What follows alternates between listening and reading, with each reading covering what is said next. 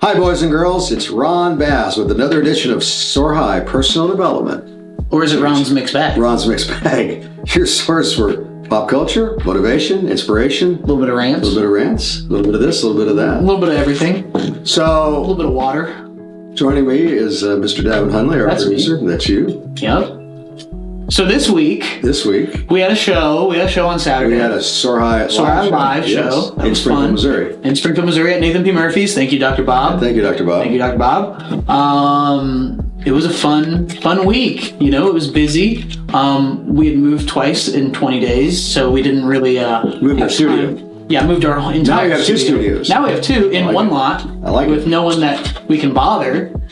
But that put a dent in the bus as we were moving towards the show. Yes. But it's okay. It's okay. What happened to you this week? Oh, well, similar sorts of things. On my side of the fence, I'm in the home repair business, America's Same Day Service. You can go to our website, samedayservice.com, and see all the stuff that we do there. Well, it's always interesting, and this week we've got air conditioning issues, so people are calling right and left and freaking out about heat. It's hot, and they're not happy, and I get all that, but we're gearing up for it. So, but I've been doing a lot of thinking this week about. It's funny you brought a topic up to me a while ago about how people are unappreciative. So tonight it goes hand in glove with my topic for tonight, which is selfishness. Here we go. Okay. Yeah, and I really think it's. I think it's a big problem. Like it's getting worse all the time.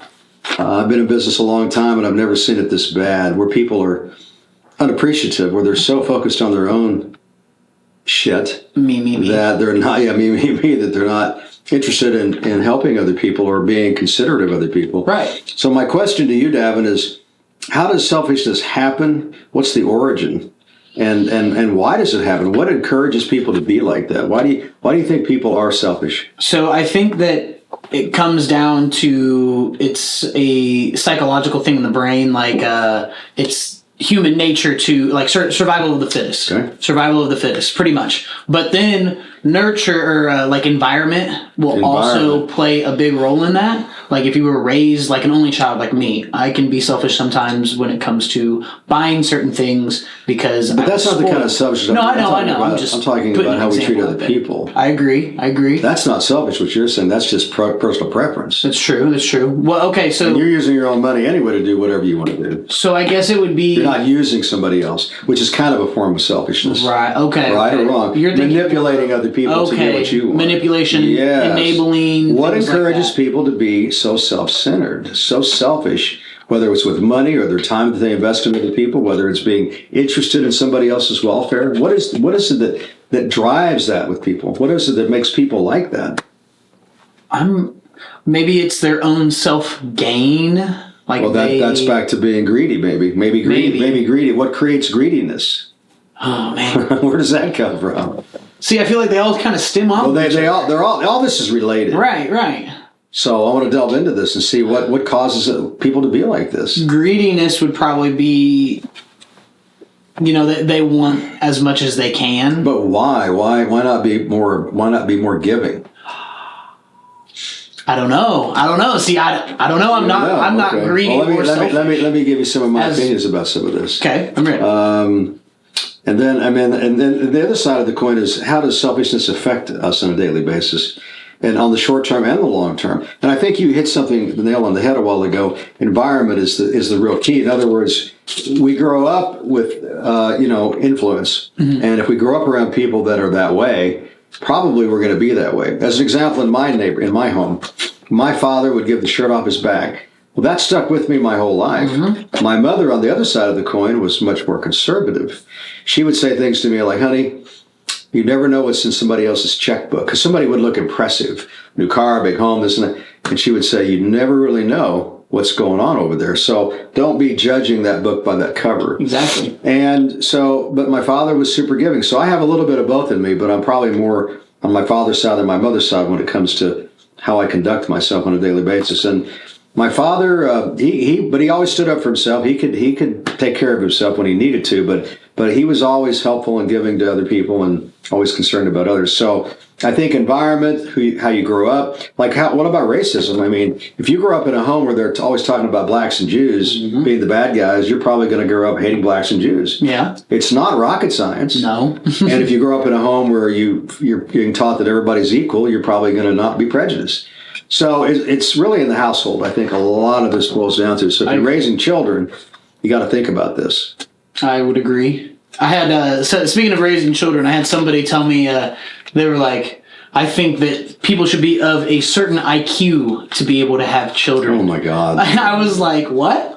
What Interesting. in the world? That's like kind of an arrogant comment. Mm-hmm. And arrogance, I think, kind of goes with selfishness, maybe. I do agree with that as greediness, well. and they're all kind of related. All part of self-centeredness. How about the golden rule? How does that work? Shouldn't that be what we follow every day? Treat you the way I want to be treated. So if you follow that rule, how can you really go wrong in life? You can't. Just a basic, simple rule. It's not complicated. No. But we make life just way too complicated, in my opinion. I agree. If somebody doesn't appreciate what we do for them, what should we do, Devin? Have a nice day. Have a nice day. Yeah, that's it. Right or wrong? It is what it is. Yeah. It is And if they can't figure it out and they don't want to straighten up, then why should we surround ourselves with people that are like that? I don't know. I work too hard. You work too hard. That we should have people in our lives who don't appreciate us. And I don't mean like bowing down to us, but at least show us some respect. I agree. At least be considerate, right or wrong. Right. 100%. Follow the golden rule, guys. It's not that complicated. 100%. So on the short term, my thinking is that being selfish probably creates a lot of ill feelings, particularly in your work environment, because you work 8 to 12 hours a day, which is almost half your life, really, if you think about it. So you're surrounded with coworkers, and I think on the short side that really hurts the environment, because you want to have at least a comfortable environment to work every day, whether it's doing music, whether it's doing home repair services, whether it's doing martial arts, whatever it is, right? I think on the long term, the harm is that you become very cynical. Yes. And I think that people that are cynical aren't as likely to be successful. Now, there's exceptions, I get it, but I'm always looking at averages. Like I talk about relationships. Divorce, 70%. Yeah, but Ron, you could still have a successful marriage. Yes, I get it, but the odds are getting worse and worse and worse. I'm not preaching. I'm just looking at the data. Mm-hmm. So if you go into a relationship, you got to recognize the odds are really poor. So you're going to have to work extra hard probably to maintain that relationship. And being selfish is not going to cut the mustard. No. Being selfish. By the way, speaking of cut the mustard, we need to look up what that means. It's an old saying.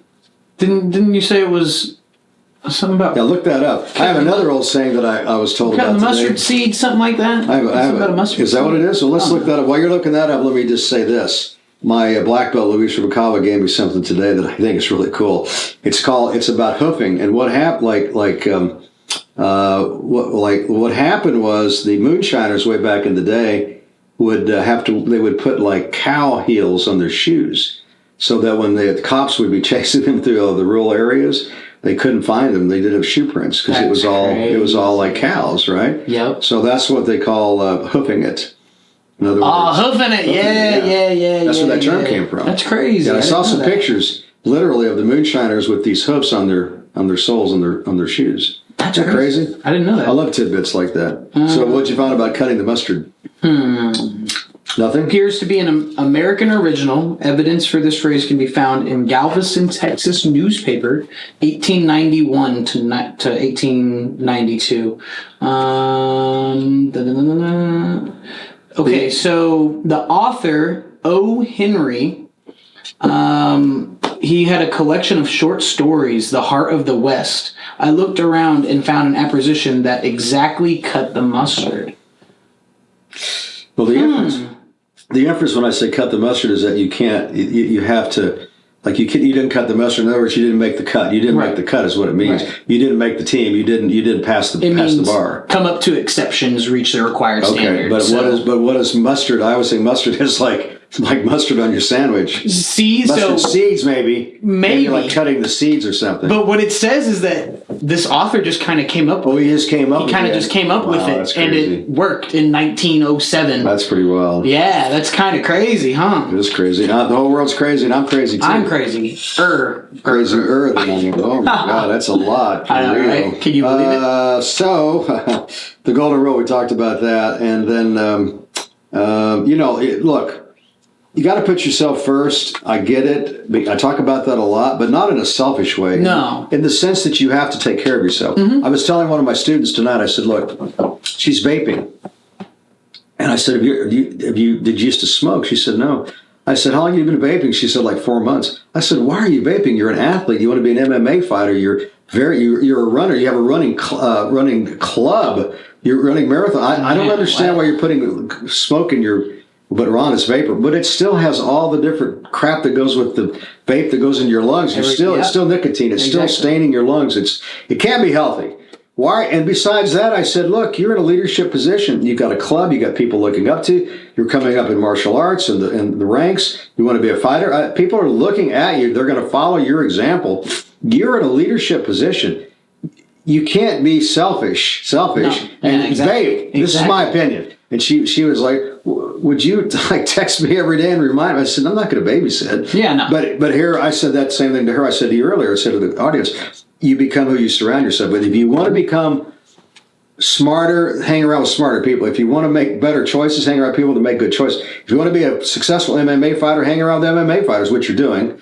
But you can't be having these, but I enjoy it, she said. I said, there's a lot of things I enjoy, but I don't do it because it's bad for me. Exactly. Come on, man. I don't care if you're a young person. You have to be sensible about who you are. Health is the number one thing. You have to focus on your mental and physical health. Yes. Or you're never going to be able to help anybody. No. You're never going to be in a leadership position that's right. You want to be a hypocrite? Okay, be a hypocrite. And if you can't help yourself, you can't help anybody. And the old saying, to help one person is as if to help the whole world. Correct. But you can't help that one person if you're screwed up. Exactly. But Ron, I'm just vaping. Listen, man, I've been reading article after article after article about how vaping is screwing people up big time. I mean, but Ron, it's not that big. Yes, it is a big deal. But people smoke, they don't all get cancer. No, but a lot of people are sick from smoking. Mm-hmm. Your lungs don't do well with smoke. I'm sorry. And with all the stuff that your lungs should only have oxygen. Even smoking marijuana is putting smoke in your lungs. And I'm not preaching. I'm not eat preaching. the edible. Yeah, eat the edibles. Eat the edible. Your lungs, man, is all you got. If you can't breathe, and I've seen a lot of people struggling with emphysema and bronchitis and lung diseases in their 40s and 50s. It is not pretty. No. I've had asthma all my life, so I understand. You tell me about what it's like to have lung issues. Yeah, it's awful. It's horrible, isn't it? It's horrible. It is. And how does that affect your self-image? Ah, man. For me personally, I don't let it affect me. Okay. Personally, How does it affect a lot of people? It can make people feel like, oh, I have shortness of breath, so I don't want to do as much. Yeah, I don't want to participate. I don't want to get on the stage as an example of just an artist, Some people can't do as well in sports. Probably not nearly as good, right? Yeah. Is there medication to take for it? There are inhalers, there's steroids. Does that help you when you're going real hard in a sport? All of a sudden you have asthma? There can. And it will stop the shortness of breath, or does it take a long time for it to work, or do you take it before you start exercising? So there's emergency inhalers, which are if you're having an asthma attack or you have shortness of breath or anything. You can take it. Yeah, you can real quick. There's a steroid inhaler, which is what I use. You use it in the morning and at night. So it's like a daily prescription. Mm-hmm. And it just kind of I didn't know that. Yeah, it kind of helps your lungs, gives them... What if you're out in the jungle somewhere and you don't have access to medication? What happens to you? I don't know. Yeah, so well, you're trying to figure it the hell out. Damn, that's scary. There's also breathing treatments. This little box, you put some albuterol, which is what they put into the inhaler, and it's a machine that'll humidify, vaporizes it. Genetics? I have no idea. You're just born with it. I was, personally. You can get asthma as you get older, and it can worsen, and it can also get better. So it just depends. But all the more reason not to be putting smoke in your lungs, whether it's vape, whether it's marijuana, whether it's particularly cigarettes. Yes. That's my dad died from this smoking a few years after lung cancer, liver cancer. 6,000 chemicals in one cigarette. Man. In one cigarette. It's crazy. And what's sad is when you know it's bad for you and you still do it. I quit years. Listen, I only preach what I have experienced. I used to smoke heavily from 13 to 31. I quit years ago. I understand the addiction. Believe me, I get it. But man, you just have to put them down, go through the struggle, which takes you 6 months to a year. You're uncomfortable, but what's a year in a lifetime if you're going to be healthy, physically fit? What's 6 months to a year of a little bit of uncomfortable? Oh, but Ron, it's so I don't care. Do something for yourself that's good for yourself so you can breathe better and feel better. And guess what? When you overcome something that's difficult, how do you feel about yourself? Just great. Great. You cannot put a price tag on the feeling of success. No. It is the most powerful drug in the world. Am I right or wrong? Yes.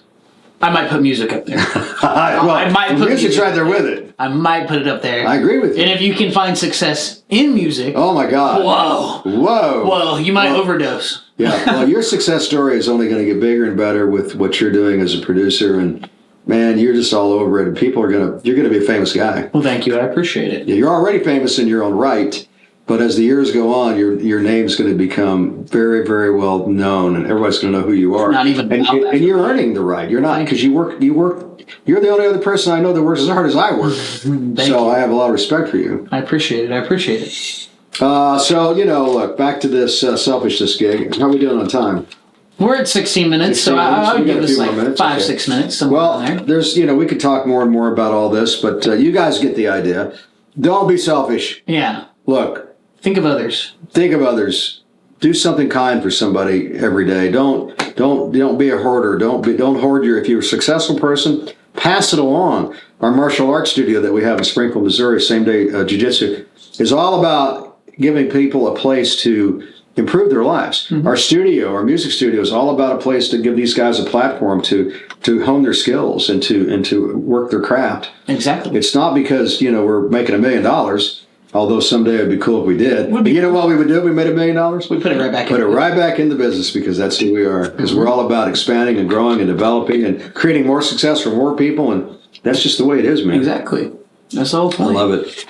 Well, let's see what else I got going on. I know you got to give me 3 rants. Give me 3 rants. Okay. Give me 3 rants. All right. So today, another example with banking. Silliness. Here we go. Yeah. Right. So it's another example of my credit card processor. I ran some credit cards, and they have what they call instant payout. So that means you can click a button and you pay 1%, and it puts it in your bank account. Right. But go to heck if it's the same thing happens. You try to go over a certain amount, and it will kick it back out from the bank back to the process. Processor's really a bank. Right. So the bank's trying to send money to the other bank, and the bank says, "Oh no, that's too much money. You can't put that in there today." What the hell is that all about? Why are you even a bank? Why are you even a bank? Like, what would the liability even be? If let's just say that there's some liability. What would the liability? This is cash. This isn't like checks. This is liquidity. This is like a bank giving cash to another bank. It makes no sense to me. And the other thing is that banks are worth so much and have so much in reserve, but yet there's a lot of liability. And I'm like, well, but aren't you a member FDIC, so you should be covered? There's no problem. And I think it's about the silliest thing I've ever heard. Now, I agree. On my side of the fence, it doesn't matter that much because they deposit the money anyway automatically within 2 days. Okay. So it's not like, let's say the worst case scenario is you had to write a check and you know the money's going to be in there the next night. You could theoretically write a check and know that it's probably going to be covered. But, it's just the idea that it's silly. It doesn't make any sense to me.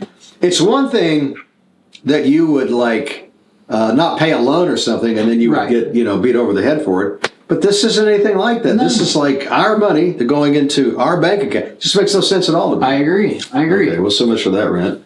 They'll probably put me back in credit card. Credit card. I know, they're crazy. No way. So let's see what I got here. I can't read my writing. That's another Ron's rants. I got to get better at my own handwriting, I'm telling you. I can get you a handwriting book that we used to have in elementary school. They used to have the letters and everything, and you just trace them. Yep. Well, if you ain't got a rant, it's okay. That was at least one interesting. It happened today. That's all right. That's all right. So I think that I did notice at Walmart the other day that some of those signs have been changed. I'd ranted one time about how many parking pickup places there were. How they took up all the parking places for people to go in, and that they were so lazy that they had to bring the food, all the groceries to the car. I still don't get that. I get it for old people. I get it for people that can't walk. I get it for handicapped. But just, I want to order this, and pull up and to get a $10 bag brought to your car. I mean, come on, man. That's laziness to me. I agree. Now, I say maybe, like, there's been times where I don't have time that day, so I will plan for a pickup the next day, I'll just pick it up real quick. But it's not nobody's that busy. It's not $10 worth. It's $250. It doesn't matter. Look, enjoy the ride. Go in the store, hang out with your friends and your family and your buddy, and walk through the store and pick stuff out and put it in the bag and go. But when it takes an hour and a half and you're hungry, then you eat something before you go in the store. Look, man, listen. Take your time. Life's short, man. Enjoy the ride. Everybody's in a hurry. That's another Ron's rant. Everybody's in such a hurry. I agree with that. They can't take time to smell the roses. Where did that come from? Smell the roses. I don't know, honestly. I'll have to look that one up. But okay, so here's my argument for it. What's the argument? So say, what's the argument, Mr. Lazy? Here's the Mr. argument. Lazy man. Here's the argument. Say instead of an hour and a half inside the store, I could spend an hour and a half perfecting my craft and working. I like that. I'm just saying. That's a poor excuse. I agree. Time management is not. Look, if we manage our time, we've got plenty of time to do everything every day. I agree. But we complain. That's another topic we should do on a podcast. Complaining. And it's the same complaint. And first of all, it doesn't take an hour and a half to shop. You can be in and out in 30 minutes easily. If you're getting a whole list of things, man, and it's 5 o'clock, rush hour. The prices right now are so high that $200 isn't going to buy a basket full. Oh yeah. So it don't take an hour and a half to shop. I'm sorry. I spend on average hour and a half, $200 per week on groceries. Well, go in a couple times a week and enjoy the ride. I guess walk you're through right. the store and greet people and have a good time. Take your blood pressure. I do that when I go to the store. I don't want to know my blood pressure. Man, that's like a trip by itself, and you get to check your weight to see if you're fat. See, all of these things. All this is on the blood pressure machine. I'm all unhealthy, so. And if you got diabetes, or if you're going to get diabetes, if you're like susceptible to type 2, what is it called? Number 2 diabetes. Type 2 diabetes. Yeah, it tells you all that on the little machine. You just, it's all right there, and it's free. I'll have to go do it then. Yeah, man, go to Walmart and check your diabetes out, check your blood pressure out, check your weight, and all that stuff. The expression "stop and smell the roses" came into use in the 1960s. It is a rephrasing of a sentiment found in an autobiography written by the golfer Walter Hagen. What? Don't worry, and be sure to smell the flowers along the way. This passage was soon paraphrased as "stop and smell the roses." Smell the roses. I love it. So he probably was talking about during golf, like during a tour, he would say, "Don't hurry, we're walking, we're taking our time on our game," and it turned into "stop and smell the roses." I like it. That's cool. I like that. Are you a golfer? I used to. I mean, I like to golf. I don't have any time to golf anymore. You got time to do anything you want to do. You're right. Time management. You're right. You're right. Again, I'd rather make music than golf, personally. That's what I mean. I would rather work and work out as play golf. Exactly. So we're kind of on the same, but that's our trip. But you can make time to do whatever you want to do. I agree with that. I agree with that. Right or wrong? I'm 100% right. Don't make excuses. Pull the trigger. Do whatever it is that you. I don't mean physically like a gun. Yeah, pull the trigger. That's my saying for go for it. Make it happen. Where did that come from? One more. I think it's an original. But whatever. I'm kidding. I think it might be an original. I've never really read that before. I've heard it a lot. Okay. Pull the trigger. There's a whole song and everything. Is there? We pull a trigger for a good. Etymological. Never heard of that word. Trigger derived from the Dutch trekker. Trigger from what? Where did? Oh, stop! No! Stop! Where did the saying "pull the trigger" come from? What does the phrase? No. Where does it? What? Okay, hold on. Here we go.